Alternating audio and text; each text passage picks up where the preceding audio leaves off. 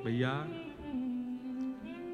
संसार में चाहे आप कितनी भी उपलब्धियों को प्राप्त कर लो, कितनी भी श्रेष्ठताओं को प्राप्त कर लो, और अब मैं कह सकता हूं कितनी भी कथाएं प्रवचन कर लो, ये संसार आपका कभी ना था, ना होगा, ना हो सकता है। लाल जी हमेशा आपके थे, हमेशा आपके हैं, हमेशा आपके रहेंगे। बहुत आसान होता है और किसी के ऊपर कुछ भी बोल देना, और उसमें भी विशेष रूप से अगर कोई कथा वक्ता हो, अगर कोई आध्यात्मिक व्यक्ति हो, क्योंकि उसका स्वभाव है वो मौन रहता है। आध्यात्मिक व्यक्ति का स्वभाव क्या? सबसे पहला परिचय आध्यात्मिक व्यक्ति का यही है कि वो मौन रहेगा, वो कुछ नहीं बोलेगा, और जो बोलने लग जाए वो आध्यात्मिक नहीं है, वो भक्त नहीं है, वो भक्ति पथिक नहीं है। जो बोलता हो, जो चिल्लाता हो, जो शोर मचाता हो, जिसका विवाद में रुचि हो, वो भक्ति पथिक नहीं हो सकता। कभी सुना किसी चरित्र में, किसी प्रसंग में कि मीराबाई ने लड़ाई की? कभी सुना कि गोस्वामी तुलसीदास जी ने युद्ध किया?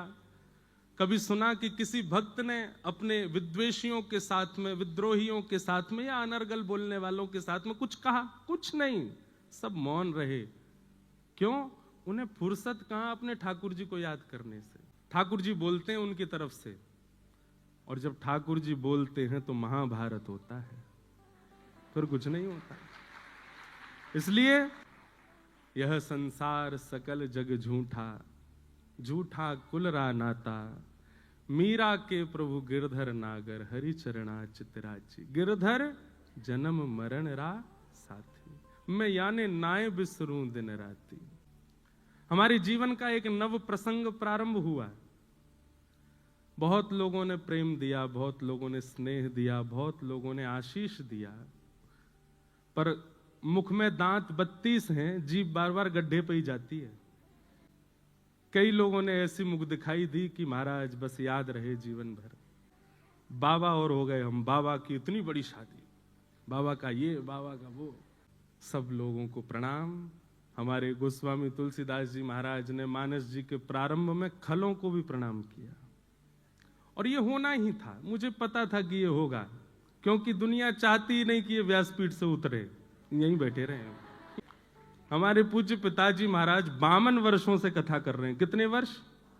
यहां पर कितने लोग ऐसे हैं जिनकी आयु 52 से कम होगी? 52 वर्ष नहीं होते। अरे आजकल के भारत में सब्जी बेचने वाले व्यक्ति भी अगर 4 साल लगातार सब्जी बेच लेते हैं तो भी उनका भी इतना हो जाता है कि वो अपना घर भी बंबई में बना सके, दिल्ली में। वैसे इतना योग्य हो गया है भारत। वो अपने पुत्र का विवाह यदि अच्छे से करें तो इसमें क्या दिक्कत? और भाई सबने सब बातें कह दी, लेकिन किसी ने एक बार भी ये नहीं कहा उस विवाह में एक वस्तु भी बिना प्याज लहसुन के नहीं थी। सब में, कुछ ही में भी कुछ नहीं था। कुछ नॉन ऑनियन गार्लिक विवाह, और सुनो, नॉन अल्कोहलिक विवाह। मुझे बहुत लोग बोले ये बोलना, वो बोलना, ये मत बोलना, ये। मैंने कि मैं कुछ नहीं, कथा करने जा रहा हूं। भट्टी जी ने मुझको आमंत्रित किया है, पर ठीक है, बोलना तभी चाहिए जब साथ में कोई खड़ा हो। और मेरे पास मेरी भागवत जी हैं, इनके सानिध्य में आकर के मैं थोड़ा तो कुछ कह सकता हूं, नहीं तो अतिशय मौन भी दोष धारण करा देता है, दोष को प्रकट कर देता है। लोगों को कुछ भी दिखा, पर मुझे उसमें भी मेरा एक उद्देश्य था। सबको लेकर के मैं चल रहा हूं। हमारे लाल जी को प्राप्त करने के लिए सबकी आवश्यकता है, माँ, पिता, बंधु, बांधव, और एक गृहस्थी को जिस नव पड़ाव की आवश्यकता थी वह भी हुआ। परंतु सब समाज, संसार के लोग हैं, सबको हम प्रणाम करते हैं, सबको हम वंदन करते हैं। आपसे हम प्रार्थना करते हैं, आप भी मौन रहना शुरू करो। भैया, जीवन के 4 ही दिन बचे हैं, बहुत लंबा समय नहीं है हमारे पास में। एक दूसरे को पकड़ के नीचे गिराना, ये करना, वो करना, उसकी निंदा स्तुति करने में समय निकल जाएगा। भगवत प्राप्ति कब करोगे फिर? अगर उसी बीच में प्राण निकल गए तो ठाकुर जी की प्राप्ति कैसे होगी? इसलिए सब विषय विकारों को छोड़ो, ठाकुर जी की सेवा में लगो, ठाकुर जी की सेवा भाव से करो। हमारा उद्देश्य, मैं तो पहले ही कहा है हमेशा, कि आप एक चूक करके तो देखो, चूक नहीं भी करो तो भी लोग आपको पकड़ेंगे। ये संसार का नियम है, स्वभाव है, स्वरूप है। और उसमें भी आध्यात्मिक व्यक्ति पर तो कीचड़ उछालना सबसे आसान होता है, क्योंकि उसका स्वभाव मौन होता है। इसलिए मौन रहिए, अपना हरिनाम कीजिए, भजन कीजिए, तैयार रहिए। जब व्यास जी नहीं बचे तो हम तो श्रोता हैं, हमको भी पकड़ा जा सकता है। तो इसलिए बस ठाकुर जी की नजरों में राजी रहो, बाकी संसार की नजरों में तो कभी राजी आप हो ही नहीं सकते, कभी आप अच्छे हो ही नहीं सकते।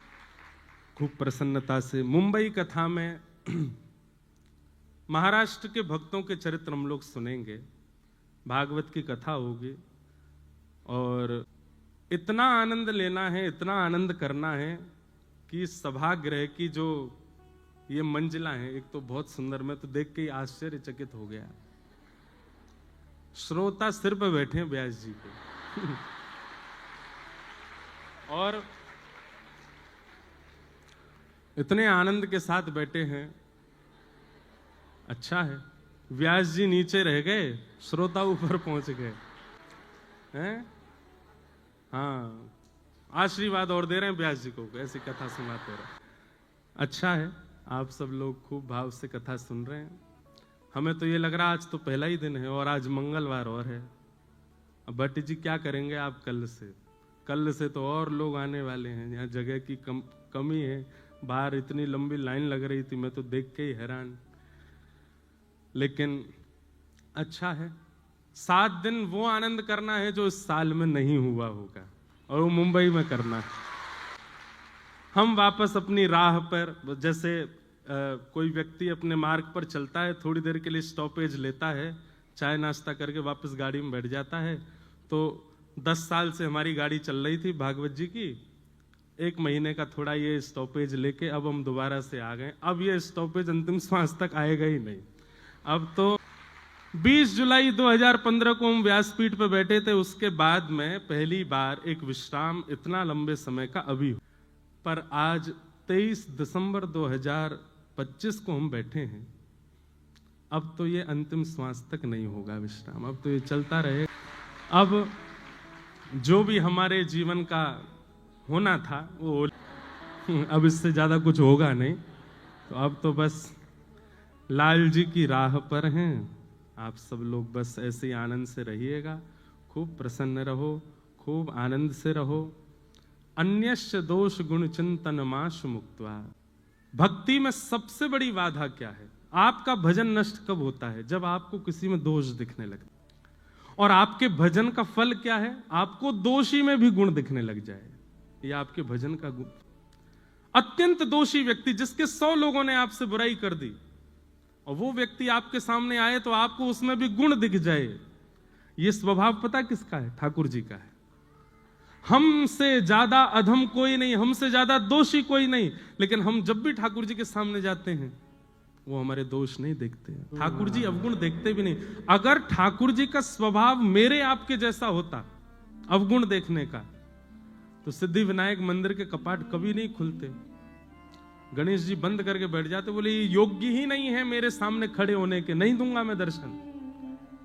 यदि ठाकुर जी हमारे आपके जैसे स्वभाव के होते तो पंडरीनाथ भगवान के कभी दर्शन नहीं होते। हम मानव हैं, हमको दोषी दिखता है, और वो भगवान है, वो अत्यंत दोषियों में भी गुण देखते हैं। पूतना मारने के लिए आई थी, पूतना अपने पयोधर में विष लगा करके भगवान को मारने के लिए आई, और भगवान ने उसके पयोधर का पान करके उसको कौन सी गति प्रदान की? जो माता यशोदा को प्राप्त होनी चाहिए, जो भगवान की मां को गति प्राप्त होनी चाहिए, ठाकुर जी ने वो गति पूतना को प्रदान कर दी। देवताओं ने ठाकुर जी से प्रश्न किया, आपने ऐसा क्यों किया? आपने पूतना में ऐसा क्या देखा जो उसको मातृगति प्रदान कर दी? भगवान कहते हैं उसका कुल अच्छा नहीं, उसकी जाति अच्छी नहीं, उसका नाम अच्छा नहीं, उसका स्वभाव अच्छा नहीं, उसका कर्म अच्छा नहीं, कुछ भी तो अच्छा नहीं था, फिर उसको गति क्यों प्रदान कर दी आपने? तो भगवान कहते हैं उसकी मारने का तरीका हमको अच्छा लगा। जैसे मां पयोधर पिलाती है, ऐसे पयोधर पिला के मारने आई थी, इसलिए हमको अच्छा लगा। देखो कैसे हैं ठाकुर जी, वो अत्यंत दोषी में भी गुण देखते हैं और हम अत्यंत गुणवान में भी दोष देखते हैं। इसमें दोष क्या है, इसमें कमी क्या है, इसमें बुराइयां क्या है, इसकी गलतियां क्या है? और यही हमारे भजन का सारा फल नष्ट हो जाता है। इसलिए मैं हमेशा से कहता आया हूं, ये आज की कथा में कह रहा हूं या अपने ऊपर कोई बात रख करके कह रहा हूं, नहीं, मैं प्रिपेयर्ड था कि मेरे पीछे पड़ेंगे लोग। मुझे पता था, मुझे पता था कि ये सब होना है, क्योंकि मैं कथा कहता हूं और कथा कह नहीं रहा हूं, आपको नहीं सुना रहा हूं, मुझे स्वयं को भी सुनाता हूं। और सत्य बता रहे हैं, ये 10 वर्ष की कथा ही मुझे पिछले 10 दिनों से जिवा रही थी। मेरी ही कथा कि मैं प्रसन्न हूं, मैं आनंद में हूं, मैं संभला हुआ हूं, मुझे कोई दिक्कत नहीं। क्योंकि कथा ऐसा निर्माण करती है, 2 चीजें आपके चित्त में आती हैं, एक तो दोष दृष्टि खत्म होती है और दूसरा मौन रहना सीख जाते हो। लेट गो करते हो चीजों को, ठीक है, जाने दो। ये दुनिया का अंत नहीं है, दुनिया इससे भी खतरनाक होगी आगे। हम व्यास मंच से बैठ करके कह रहे हैं, इससे भी ज्यादा खतरनाक होगी मेरे लिए, आपके लिए। पर आपका उद्देश्य दुनिया है ही नहीं, आपका उद्देश्य दुनिया की प्रसन्नता है ही नहीं, आपका उद्देश्य ये है। इसलिए दुनिया क्या कहे उसकी चिंता मत कीजिएगा, कौन अच्छा कर रहा है कौन बुरा कर रहा है चिंता मत कीजिएगा। अपना समय व्यर्थ मत करो, भजन करो, ठाकुर जी के जीवन उनकी प्राप्ति में लग जाओ आगे। अन्यस्य दोष गुण चिंतन माश मुक्त्वा, दूसरे में दोष मत देखो।